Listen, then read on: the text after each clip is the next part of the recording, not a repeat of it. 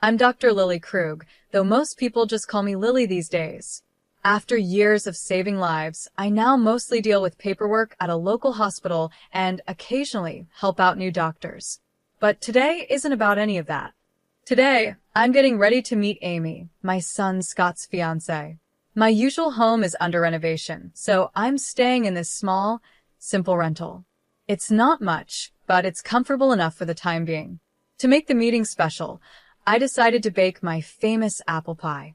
Nothing says, welcome like a homemade pie, right? Just as I was pulling it out of the oven, the doorbell rang. I wiped my hands on my apron and went to answer the door. There was Scott, looking as handsome as ever, and beside him stood Amy. She was just as beautiful as Scott had described, with a certain sharpness in her expression that made me take notice. "Mom, this is Amy," Scott said proudly, his voice full of happiness. "Nice to meet you, Lily," Amy said, offering her hand, though it felt a bit stiff when I shook it. "Come in, I hope you're hungry." "The pie just came out of the oven," I said with a smile, stepping aside to let them enter. Amy walked in and immediately started looking around the living room and kitchen. I noticed the little frown on her face as she took in the third-hand furniture, the old kitchen cabinets, and the plain walls that could definitely use a fresh coat of paint. "It's cozy," she said at last, with a polite smile that didn't quite reach her eyes. "So, Lily, Scott tells me you work at the hospital. What do you do there?" she asked. "Oh, just some administrative work now," I answered, not wanting to boast about my long career. Scott glanced at me in surprise. "Mom, why don't you tell her about," he started, but I quickly cut him off with a wink as I began slicing the pie. "Never mind that. Let's have some pie. You'll love it, Amy. It's my special recipe," I said, steering the conversation away from my job. As we sat down to eat, Amy seemed more focused on asking questions than enjoying the pie. "So, how did you manage to send Scott to private schools? That must have been tough on just a hospital admin salary," she asked, her tone a bit too forward for my liking. The question took me by surprise. It felt a little too personal, and it annoyed me. I kept my voice steady. "Well, I had some help from my parents. They left me a small inheritance," I replied, hoping to keep things polite. I could tell she was judging me, trying to figure out how someone with a simple job could give their son such a fancy upbringing. Her questions felt more like an interrogation, each one coming with a sharpness, even though she tried to hide it under a polite tone. Scott, bless him, didn't seem to notice the tension. "Amy's been great with all the tech support at her job. You should see her in action, Mom," Scott said proudly. "That's impressive," I said, turning to Amy with genuine interest. "Technology really is the future, isn't it?" "It is, and it's so rewarding to be at the cutting edge, being part of something that really makes a difference," Amy replied. There was a mix of pride in her voice, along with something else I couldn't quite figure out. We kept chatting while eating the pie, moving from Scott's job to their wedding plans. I did my best to make Amy feel welcome, despite the awkward start.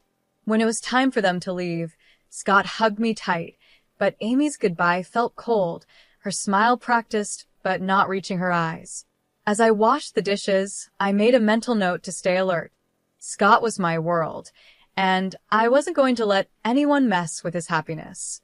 After that first awkward meeting, I hoped things would get better with Amy, but as the wedding planning moved forward, so did the tension between us. Amy had a way of keeping me out of the planning, using polite but cold responses that made me feel like an outsider in my own son's future. One afternoon, Scott and Amy came over to talk about the wedding. I had made some coffee and put out a few snacks, hoping to create a warm, welcoming atmosphere. "Mom, we were thinking of having the wedding by the lake. What do you think?"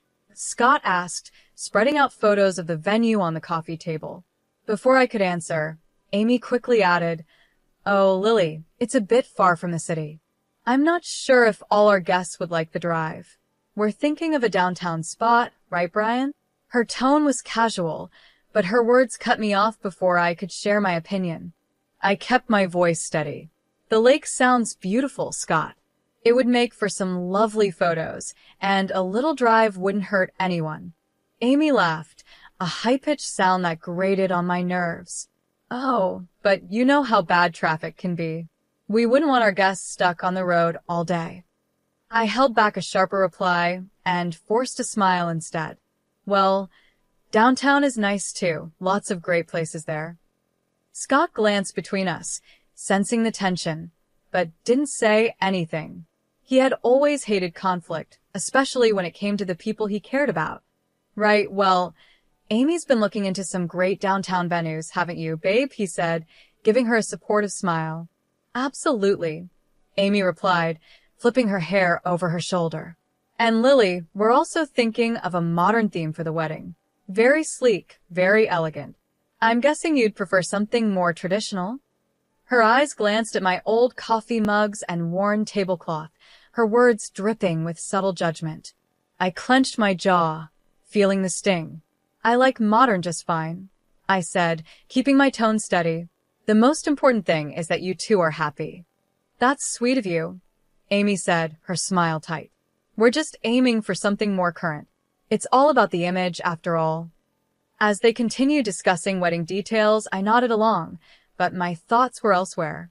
Every word Amy said seemed to be pushing me further out, making it clear how little she valued my input or presence. After they left, the silence in my apartment felt heavier than usual. I was used to being alone, but this felt different. It was the feeling of being shut out of my own family.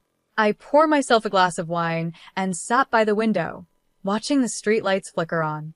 My heart was heavy with worry. I had always been the one Scott turned to for help, the one guiding him through life's challenges. Now, it felt like Amy was in control, steering him in a direction where I wasn't welcome. Just have to watch and wait, I muttered to myself, taking a sip. But I'm not giving up, not yet. It was Scott's birthday, and even though things had been tense between us, I wasn't going to miss my only son's celebration. Amy had taken over planning everything, and somehow, my invitation had gotten lost in the shuffle. But a mother's place is by her son's side, especially on his birthday. So I decided to go anyway. I arrived at Scott's house with a small, carefully wrapped gift in my hands. The house was full of life, with laughter and music spilling out through the door. Taking a deep breath, I rang the doorbell, my heart pounding in my chest.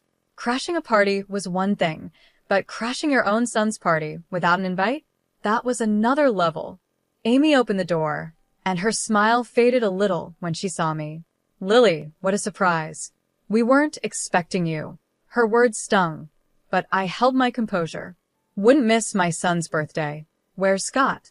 He's around somewhere, she said, stepping aside reluctantly. Well, come in, I guess. The house was decorated in shades of blue and gray, a sleek modern style that clearly had Amy's touch. I walked through groups of people, none of whom I knew. They were all Amy's friends, young and trendy, laughing and clinking their glasses together. Finally, I spotted Scott, chatting with some people who looked like his coworkers. Scott, I called, my voice trembling slightly. He turned, and his face lit up when he saw me. Mom. You made it. He excused himself and came over, giving me a big hug. I wouldn't miss it for the world, I said, handing him the gift. Happy birthday, honey. Thanks, Mom. I'm so glad you're here. He looked genuinely happy, but there was a bit of confusion in his eyes, like he was wondering why I'd say that. Just then, Amy appeared beside us, her smile tight. Scott, your friends were asking about you, she said, then turned to me. Can I get you a drink, Lily? No thanks, I'm fine, I replied, feeling out of place as she maintained her polite but distant attitude. As the evening went on, I tried to mingle, but Amy's friends were a close-knit group.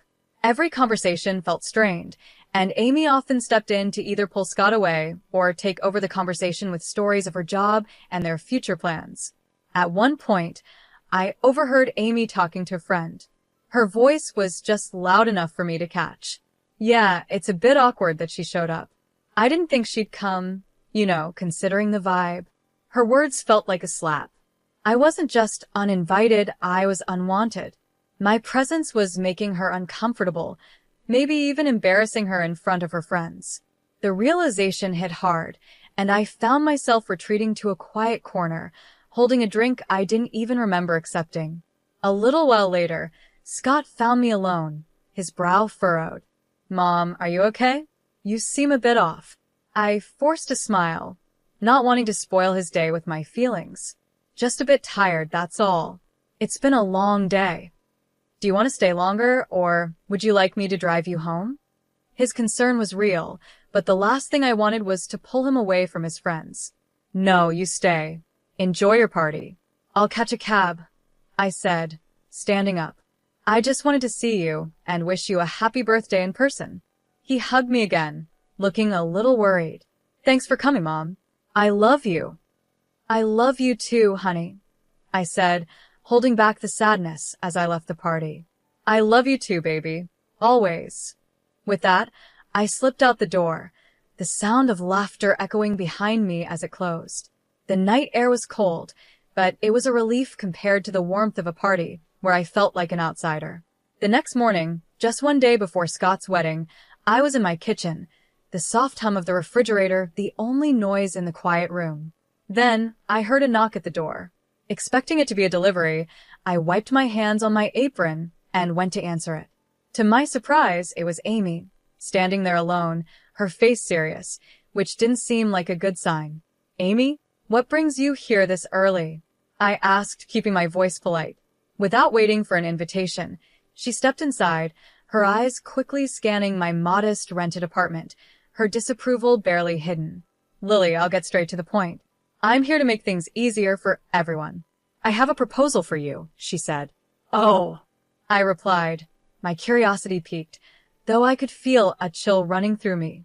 She pulled an envelope from her sleek, oversized purse and held it out to me. I'm offering you $3,000 to not come to the wedding tomorrow. We think it's for the best. I stared at her, not because I was shocked by the offer, but because she actually thought this was acceptable. And why would you think I'd agree to that? I asked. Her lips tightened into a frown. Let's be real, Lily. Your presence doesn't really fit with the kind of event we're planning. You know, with all the important guests we're expecting. My hands clenched at my sides, but I knew I had to play this smart. I'm sorry, I think I didn't hear you correctly, I said, tapping my ear, pretending like I hadn't understood. You want to pay me not to attend my own son's wedding? Why? Amy sighed, clearly annoyed. Because, Lily, you don't exactly fit the scene. The way you dress, well, everything about you, it's just not up to the standard we're setting. We have very influential people coming, and we can't have you there looking like that. She paused, waiting for me to show some kind of hurt or give in. But I didn't. I stood tall, my resolve growing stronger. Go on, Amy. I'm listening, I said. With this money, she continued, waving the envelope in front of me, you could maybe fix up this place, or buy something nice for yourself later. You should be grateful I'm offering this. I almost laughed at her nerve. She thought this place was mine, and that I needed her charity to improve it. But I kept my face neutral, nodded, and took the envelope from her. All right, Amy, if that's what you really want, I said calmly. Her relief was obvious as she gave me a tight smile. Good. I'm glad you're being reasonable about this. After she left, I stood there, still holding the envelope, my thoughts racing. I gently closed the door behind her, my hands shaking with a mix of anger and adrenaline. I pulled out my phone and stopped the recording. Amy's cruel words were all there, clear and undeniable. I didn't waste any time and dialed Scott, my voice steady but urgent. Scott, can you come over right now? It's important. We need to talk about something serious. Sure, Mom, I'll be there as soon as I can. Is everything okay? His voice was filled with concern, sensing that something was wrong. Just come. We'll talk when you get here. When Scott arrived, he looked worried. He barely sat down before I said, listen to this, and played the recording of Amy's proposition. As he listened, the color drained from his face, and his expression turned to shock and hurt. Mom, I'm so sorry you had to hear that. I can't believe she'd say those things, he stammered after the recording ended. The wedding is tomorrow, Scott. What do you want to do? I asked, my voice calm but firm, letting him know the decision was his to make. He ran his hands through his hair, clearly frustrated and confused. I want to confront her, tell her it's over, and cancel the wedding. I can't marry someone who would do this. I held up my hand to stop him. If you do that now, everyone will see you as the bad guy, and she'll play the victim. We can't let her control the story." Scott paused, thinking over what I said. "So, what do? We need to let everyone see her true colors. Let them hear the Amy I heard on this recording," I said, my voice calm but full of determination. He nodded slowly, understanding. "Okay, Mom." I won't say anything to her yet. After Scott left, I made several phone calls to old friends and former patients, people who knew me well and had been part of my life because of the surgeries I had performed over the years. We talked about old times, and though I didn't give too many details, I hinted that I might need their support soon. Sitting back on the couch, I felt a mix of anxiety and resolve. Tomorrow would be a big day, one way or another. I was ready to stand up for my family and show everyone who Amy really was. This wasn't just about stopping a wedding. It was about protecting my son from a life of manipulation and lies. The wedding day arrived, and with it came a swirl of nerves and a sense of duty. Today would change everything, no matter what happened. As the guests began to settle into the beautifully decorated hall, whispering excitedly about the upcoming ceremony, I knew the truth would soon come to light. I braced myself for what was about to be the hardest thing I'd ever done. The plan was simple but powerful. Just before Amy and her father were supposed to make their grand entrance, a video about Amy and Scott's relationship was set to play. Instead, I had arranged with the AV technician to play the audio recording of Amy's cruel offer. My heart raced as the moment got closer, knowing how much impact it would have. As the guests chatted, waiting for the ceremony to begin, I gave a signal to the technician. The lights dimmed, and instead of the soft music of the couple's video, Amy's voice filled the room, loud and clear. "I'm offering you $3,000 to not attend the wedding tomorrow. We think it's for the best." There was an instant reaction, a gasp from the crowd, followed by murmurs of confusion and shock.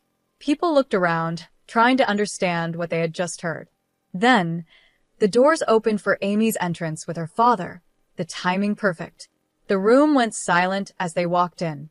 Her father smiled and waved, unaware of what had just happened. But Amy's smile faded as she realized that all eyes were now on her, filled with judgment and suspicion. As they reached the front, I moved to the second part of the plan. The screen switched to a video montage of testimonials from respected city figures, colleagues, and patients. They spoke about my years as a skilled surgeon, the lives I had saved, and the positive impact I had made in the community. The contrast was striking proof of my life of service and respect, directly challenging Amy's earlier words about my character. Amy stood frozen, her face pale, as the video continued. The guests, now clearly against her, whispered among themselves, their looks ranging from pity to disdain. Amy's mother, sitting in the front row, had tears running down her face, her hands covering her mouth in shock. Amy's composure crumbled, her earlier confidence shattered. She had been exposed in front of the very people she had wanted to impress. As the video ended, the room fell into a heavy silence. The weight of what had just happened hung in the air, thick with broken expectations and hard truths. My son Scott took a deep breath and stepped up to the microphone, his face serious. Every eye in the room was on him, filled with curiosity and concern, waiting for what he would say next. "I'm very sorry," Scott began, his voice echoing through the silent hall. "But I didn't see the selfishness and arrogance of my bride sooner." He paused, looking out at the crowd with regret. "I'm canceling the wedding, and I apologize to all of you for the inconvenience." Then he turned to me, his expression softening. "Mom, I'm sorry. Thank you for everything you've done for me. Without you, I might have made the biggest mistake of my life."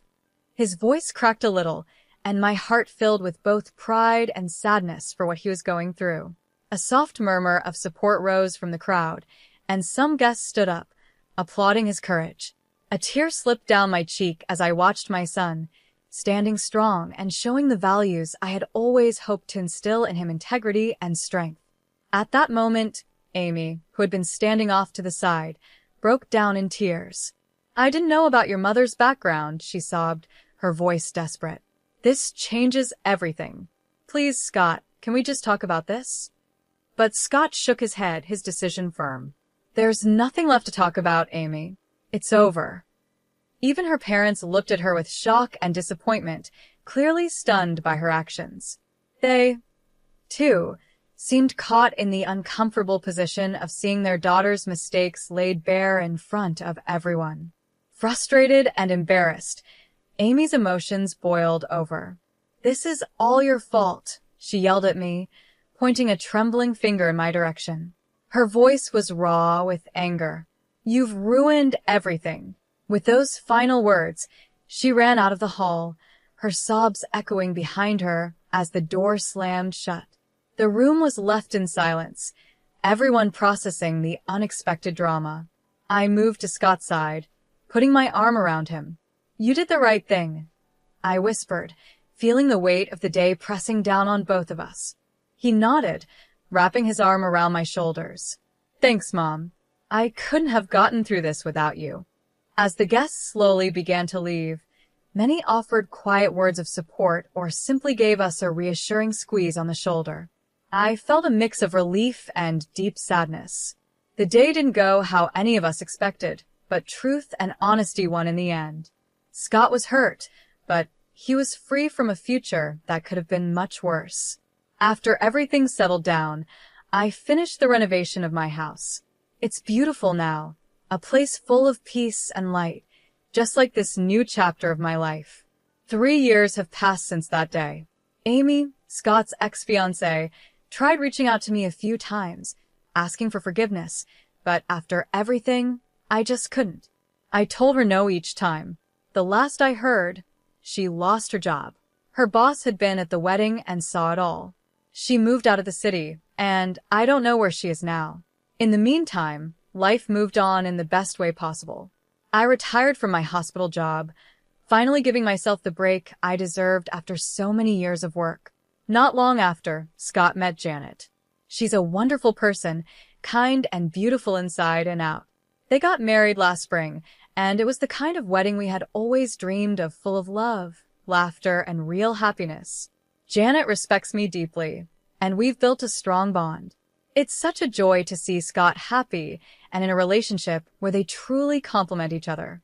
Just the other day, during a quiet dinner at my house, Janet told me how much she appreciates our relationship. "Lily, I really admire how gracefully you've handled everything. I'm so grateful for how welcoming you've been," she said, her sincerity touching my heart. "I'm just thrilled to have you in the family, dear. You make my son happy, and that's all I could ever ask for." I replied, my voice thick with emotion. The kindness and love that now filled my home were a far cry from the silence it once held. It had truly become a home, ready for future gatherings and family celebrations. Feeling lighter and more adventurous than I had in years, I made a decision that even surprised me. I booked a trip around the world. It was something I'd always wanted to do, but kept putting off. Now, with everything falling into place, it seemed like the perfect time. When I told Scott and Janet, they were thrilled. "Mom, that's amazing. You've always talked about seeing the world," Scott said, his eyes lighting up. "And you've more than earned it," Janet added, giving me a hug. "We'll manage just fine here. Go make some amazing memories."